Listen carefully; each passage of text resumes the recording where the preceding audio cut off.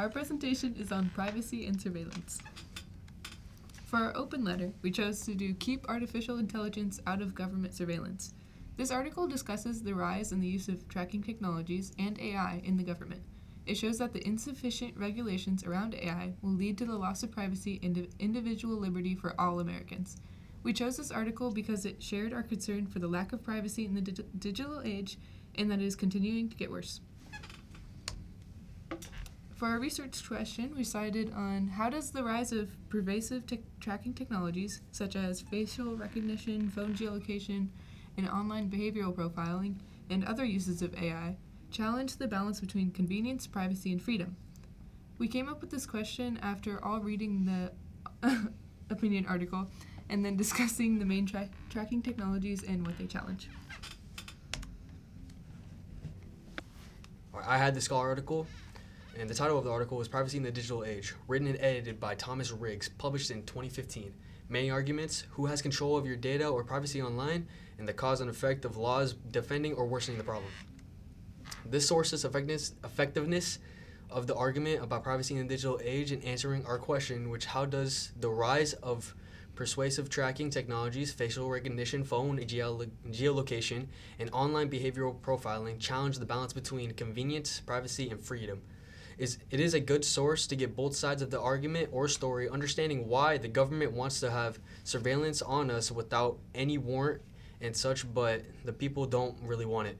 It shows the convenience of it, but also shows the rights that it can affect.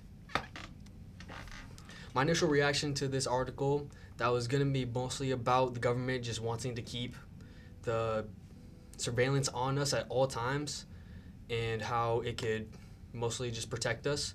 But it mostly gave both sides of the argument because of the fact that people didn't want as much as the government watching us as the government wants us to. For example, after 9/11 happened, people got more scared and the government got more scared because of the fact we had terrorists coming into our country, which affected our rights to have privacy online. How did this article compare to others? Well, I couldn't really compare it to any other articles because of the fact this is mostly the Scholar article, which gives out the main idea and the big point of the problem.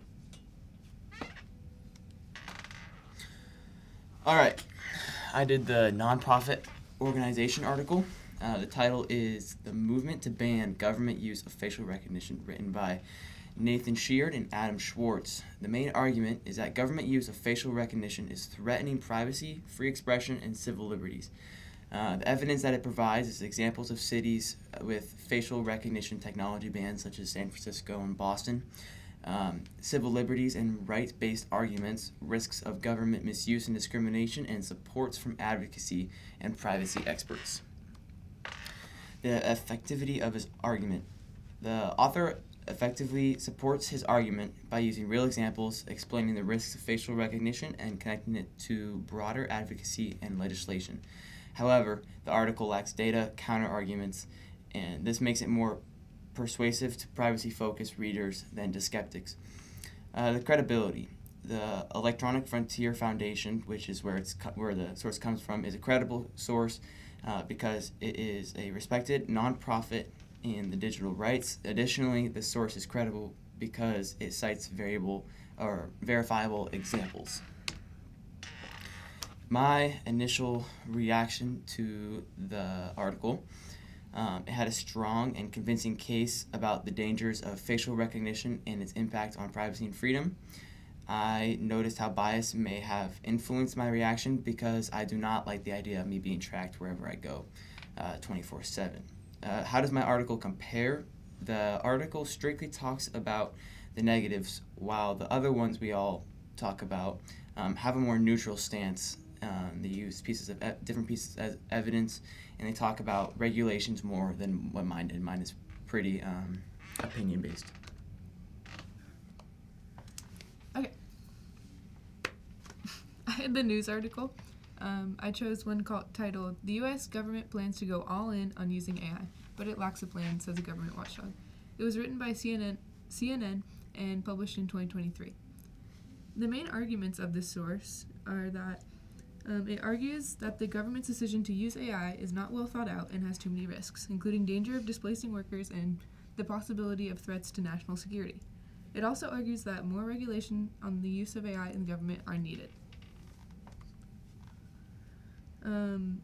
For the evidence used, the author takes information from current events, like a recent federal report and what the president at the time was saying about the issue. They mainly cited information from the Government Accountability Office, who were looking into how AI was being used in different agencies like the Department of Homeland Security. The author very effectively supports the argument through its structure. The article establishes both the benefits and risks of using AI in government. It then goes on to explain that despite the many risks, the government has rapidly begun using it throughout many agencies, citing specific examples from each one. To conclude the importance of the argument, the author explains the specific actions of the government to regulate AI in the different departments that were being behind in planning with AI. With this structure, the author provides why this debate on AI in government is so important and then explains the inadequate effort put into regulations. I consider this source to be credible because it's from CNN, a well-known news source, and it uses information directly from a federal government report. My initial reaction to it was that I liked that the author kept a balanced tone when presenting the argument. Instead of attacking the other side, it supported its own argument strongly, using credible sources and accurately explaining the information, although it could use a more in-depth explanation on how the government could improve its regulations. And then for similarities and differences from the other sources in our group, mine focused on the overall use of AI in the government, which includes surveillance. The other ones more talked about specific government regulations and laws, especially others that focused on the surveillance aspects and why the general citizen or the average citizen should be worried.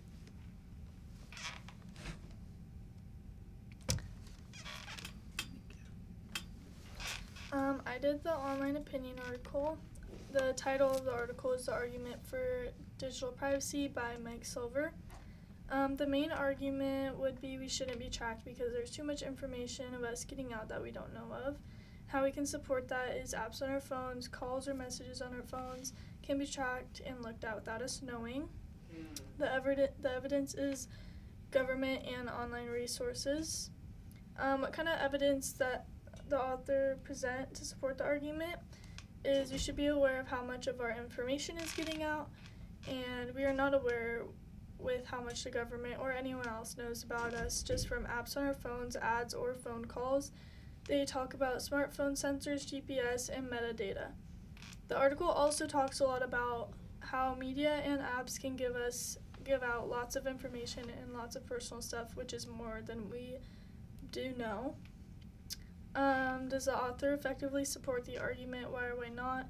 The author uses a lot of evidence in this text in showing different ways of how we can get tracked in different apps that we can get tracked on and how the government knows more than we know about. So yes, it is effective. Do you consider a source to be credible? Yes, the source gives a lot of information and connects to how all things have a way of being able to know every single detail about you online and on other apps on your phone. The initial reaction is the source was interesting to read. I learned a lot of ways that people can get tracked that I've never known about, and it gave a lot of information and ways we can get tracked because of how little people know about this, and then how it's similar and different. This article is similar to sources because a lot of sources go off of how they are against being tracked and the different ways we can get tracked, and then it's also different because this one can have different opinions on certain things, while other sources are more on the topic of why we get tracked. And this source is more of how we get tracked, talking about different points of view from different online resources. Is that it? Yeah.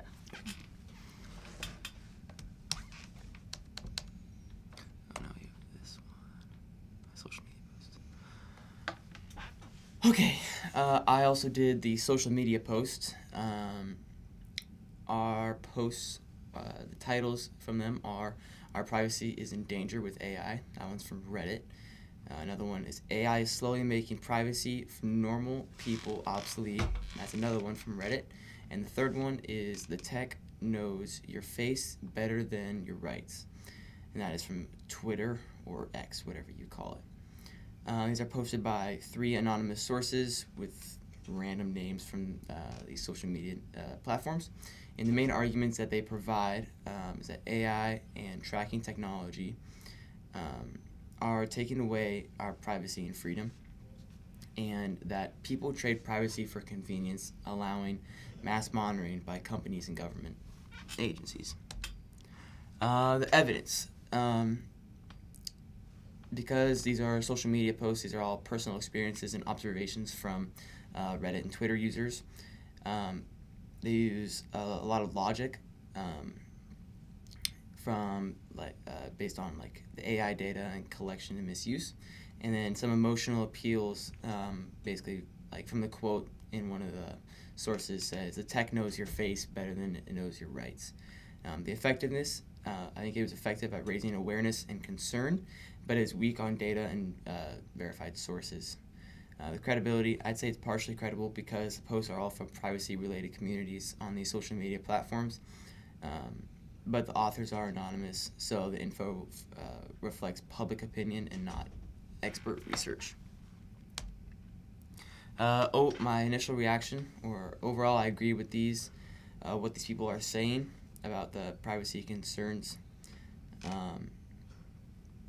and then how it compares, like my nonprofit organizational article earlier.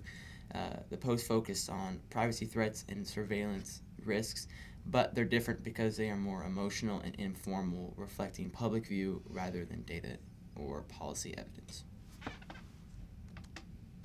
In conclusion, on how does the rise of persuasive tracking technologies, facial recognition, phone geolocation, and online behavioral profiling and other uses of AI challenge the balance between convenience, privacy, and freedom? How do our sources help answer this question? They show how the government use of AI for surveillance can limit privacy and threaten freedom, emphasizes that the conveniences that these technologies give us can come at the cost of our personal privacy online. Our sources all agree that we need to regulate the technologies that the government uses to track us.